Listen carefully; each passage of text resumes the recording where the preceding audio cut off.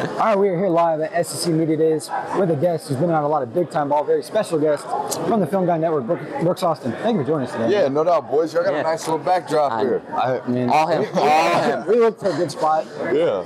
I don't know why we didn't think this one sooner. We really had some very, very basic backdrop. We're going to take you all the way across the hotel. This one's the best one in town for sure. So, you've obviously been in this game doing the film breakdowns and looking at recruiting for around 5-6 years now? Yeah, I mean, I started in 2017 on a little podcast nobody's ever heard of. In 2018, I started covering the NFL draft. In 2019, I got an opportunity to be a beat reporter in the Georgia space, and then kind of hammered that as hard as I could for as long as I could. And then in 2023, I was like, you know what? I think I'm going to try to do this nationally while maintaining some of our local, ties and roots. And here we are. It's 2026, and people introduced me like that. So yeah, it's been a little ride. How much do you think the recruiting game has changed from when you first started, now with the introduction of NIL and all that to today? So as a business owner, it's changed dramatically, okay? And I say business owner because I care about what you guys care about at home. I care about what you're actually going to read, what you're actually going to listen to, what you're actually going to watch, okay? And used to, January, at the moment national championship ended all the way until July, recruiting was the lifeblood of what we do. You know what I mean? Talking about recruits, interviewing recruits, going to, events and showing what these recruits are going to be. Nowadays, the amount of constituents, the amount of listeners that I talk to that are like, I don't give a damn, dude. Like, I don't care about none of that. Whether that's because of the portal, whether that's because of NIL, whether that's because even if he's committed to me now, he might get bought out later, whatever it may be, there's been a lot of almost animosity towards the new way of roster building from the fans. And that's never a good spot to be in. It's never a good spot to be in when my people that listen to us and our people that listen to us are like, hey, call me when they get on the roster. What do you mean call you when I get on the roster? Like most of these places, the 24/7s of the world, the Rivals of the world, the biggest conglomerates that cover college sports, they were built, their lifeblood was recruiting. It is recruiting. And the more and more we drift away from that, the more and more we have fans that are like, yeah, I don't really care. I don't really care who's committed. I don't really care who's the top recruit. That's a dangerous spot to be in. So, yeah, I mean, it's clear that there's a problem with NIL and the transfer portal and everything that's been going on in that area. Do you have any solutions yourself or any ideas that could help calm it down a little? It's funny, we say it all the time on our channel, used to, coaches would govern themselves. They would behave.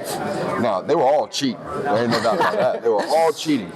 But if somebody was cheating 5 times worse than everybody else, the whole conglomerate of coaches would be like, hey, we got to get that guy. Yeah. You know what I mean? And they'd catch him. So, the old adage is the speed limit is 55. Everybody drives 85. If you don't drive 85, you're going to cause an accident on the highway. However, you can't drive 155 in the 55. Okay, and now it's almost like everybody's just doing this. They just keep raising the speed limit, and the speed limit nowadays is the roster values, right? And we've seen this over the years and I think Nick Saban talked about it in Congress. And I know he's not necessarily the greatest mouthpiece for paying players because of what, he had success doing in the old methods, but it went from $4 million to $7 million to $20 million, and now we have $47 million rosters, and not everybody can play by them rules, man. Not everybody can go do that. Yeah, everybody nowadays ought to be able to get up, especially in this conference, ought to be able to drum up $20 to $25 million for football alone, but there's a massive wage gap between 20 and 25 million and 45 million. We're not really playing. It's not even apples and oranges. It's apples and grapes. We're playing 2 totally different, ball games, and I think that creates a lot of problems. Look, I'm like everybody else, and these coaches will say this, I don't have a problem with kids getting paid.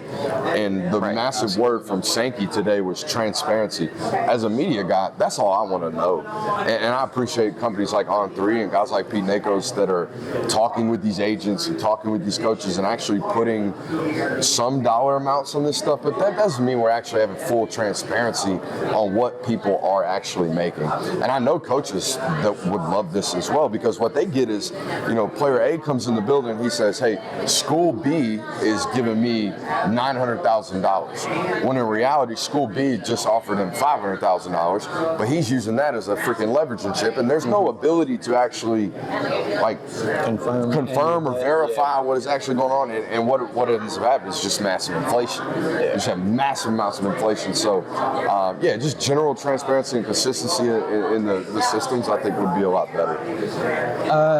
Usually you sometimes will tweet out, a player or a team that you're like, man, not a lot of people are looking at this guy. I think there's a couple days ago you're like, man, I think Ashton Daniels, FSU are not being talked about enough as they should be. What's another team or player this offseason you looked at and you're like, why haven't I heard anything about this? Yeah, so I mean, he's got a lot of hype around him, but the Kamario Taylor stuff was far more impressive than even I expected to turn on and see. The guy is everybody knows he's traitsy, but I knew him from high school and watching him at like the Elite 11. So really the only event I seek out every single year. I go out there and I watch those quarterbacks throw the football. Reason being, people will say tape doesn't lie. It does about quarterbacks. It does about quarterbacks, particularly high school quarterbacks. They all look great, but until you see the ball come off their fingertips and see how they get it done, you don't really have a true feel for them. And I remember watching Kamario in high school and being like, ooh, we got a lot of work. We got a lot of work as a thrower and as a pure passer. The work has been done. And you can see it on tape now that he's in college. He's become a much more refined, mechanically consistent quarterback. And I'm excited to see what he does this year at Mississippi State. Now, whether or not they're good enough around him is a topic for another day. So now looking at potential expansion to 24 teams in the college football playoff. Can I get a rant off on this? I'm sorry. Oh yeah, go ahead. I was gonna ask you about what you think, but go ahead. I better say this quietly where we're at. The idea that Greg Sankey looked at us in our face today and said that he cares about the media's opinion and about fans' opinion with regards to playoff expansion. No, you do not. No, you do not. You don't care to hear it, okay? Because I know what we think. We say no. We say no. Do not go further. If it were about what we think and about what you think at home, there is no way in Sam hell we would even be talking about going to 2014. But here we are.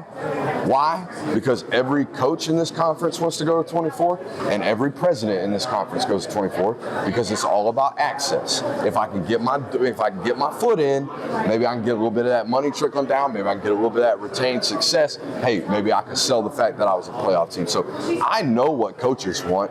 I know what they want.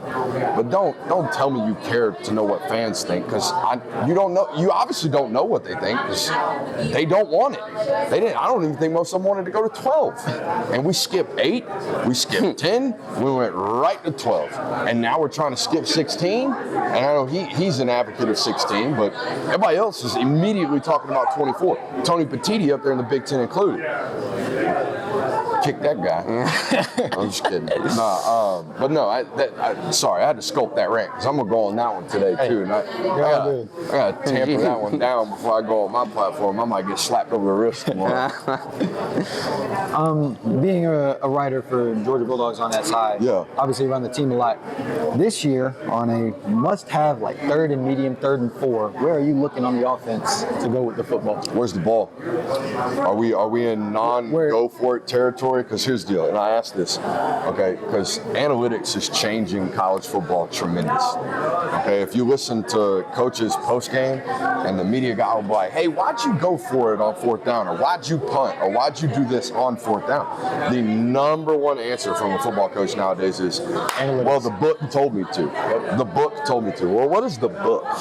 The book is Championship Analytics. It's a company that has 108 of 132 member schools as a client. Okay, so they give them that book every Friday, and they say that's how you are to call 3rd and 4th downs. Okay, this is your go range. This is when you're to kick the football. This is when you're supposed to go for 2. All right, so they're following it based off these models that tell them when to go. So you asked me about 3rd and 4. Well, 3rd and 4 at the plus 45-yard line is a rundown, because I know for a fact I'm going for a 4th down. Right. So let's get back to your actual question. Let's say we're up 3. play. Yeah. And first down wins us the game. We can do that after that. So you have to get this third down, or we'll most likely punt the ball because we're running outside of our field. Yeah, so Georgia's probably going to be getting blitzed up in that territory. Last year, they were a big screen team. Last year, they were fine Zachariah Branch. So hopefully by week 4, I think it's Oklahoma comes to town. Hopefully by that point, Georgia has a solidified man-beater answer, right? Teams playing cover 0 against us. We know we're getting pressure. Who is going to win right now? And to answer your question, they don't have that known. They might have it by that time, but they don't have the answer right now. Most of their guys that are going to win at man-to-man coverage right now, in my opinion, are tight ends, and that's not really an option on 3rd and 4 when you're getting zeroed up. So we got to find somebody that can, get loose and get loose immediately. I would imagine Gunnar Stockton and London Humphreys having an extreme rapport at this point in their time period. So maybe him. I mean, he's very, very reliable. I mean, we've seen it as a receiver. 4th down, Tennessee. Yeah, 4th and 6. We've seen it, man. And that prime example right there. They're playing cover 0. They're blitzing it up. And Gunnar throws a great ball on 4th and 6. So, yeah, it's not a rundown anymore on 3rd and 4. And a got to have it. We're punting on 4th down situation. Maybe in years prior. So you had Texas as your preseason number 1. The weight of the world. I'd like to ask why, and if Texas and Georgia were to meet in the SEC championship, who would you have winning, and what would be the deciding factor? So I love games like that, okay? Because I know for a fact I'm picking Georgia because you just haven't done it, right? You just haven't done it. No different than prior to the SEC championship game last year. I always picked Alabama against Georgia. There was no analysis to it. I would literally go in front of the microphone and say, I'm picking this until I'm wrong. And then when I am, and you make me wrong, then we'll actually have real analysis. But there's something funky going on there. All right, so Georgia, I think, has figured Sark's offense out. They've played it so many different years. They understand how to open and close the middle of the field, because not to get too nerdy right now, but that's what Sark's offense, explosive passing offense, is predicated off of. It's play action pass, okay? And it's predicated off of, is the middle of the field open, or is the middle field closed? And if the middle field's open, hey, we got the post. If the middle field's closed, we're gonna hit the deep open. Well, when we manipulate those looks constantly, right, or we drop somebody into the deep over area, despite the fact that the middle of the field's open or middle field's closed, that stuff creates a lot of problems for quarterbacks. Not to mention they damn sure haven't been able to run the football against Georgia over the last 2 years. But the reason I have Texas number 1 is because I wholeheartedly believe they are the most flawless roster we have in college football. There ain't a hole. And Texas fans listen to this and go, well, we're not good enough at safety. Okay. God forbid you got to play one of the 4 or 5 stars that's been on the roster for 3 years. Like, what are we talking about? So they needed a running back. They gave them 2. They needed an offensive line. They gave them 3. They needed a corner. They got the best one out of the Big Ten. They needed a wide receiver. They got 2 of them. You know what I'm saying? Like, there's no excuse apart from, and I didn't even realize until Venables talked about it today, just how banged up Oklahoma was in 2024. Unless something like that happens where they lose 12 of their 22 starters, then I'll give you a reason to go 9-3, 8-4. But if you have what you have on paper today, the entire season, minus a couple of injuries like we have in normal football, like normal injury luck, zero excuse not to win at the highest rates. Final question for you, a little bit more of a personal one. Yeah. Been to a lot of football games, obviously. What's been the favorite one you've ever been to?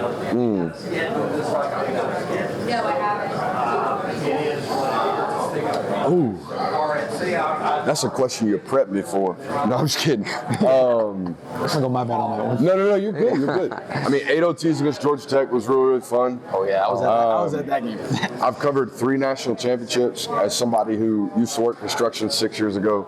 That is awesome. Yeah. You know what I mean? Like, that is sick. But no, man, there's not like a one game that I remember. I just love what I do. You know what I mean? Like, I love breaking down tape. I love getting in front of microphones. I love doing what I do.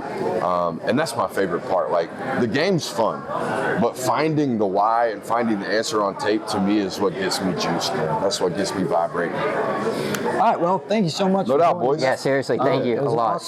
Awesome time having you. And yeah, man, it's great to talk to you. Yeah, no doubt.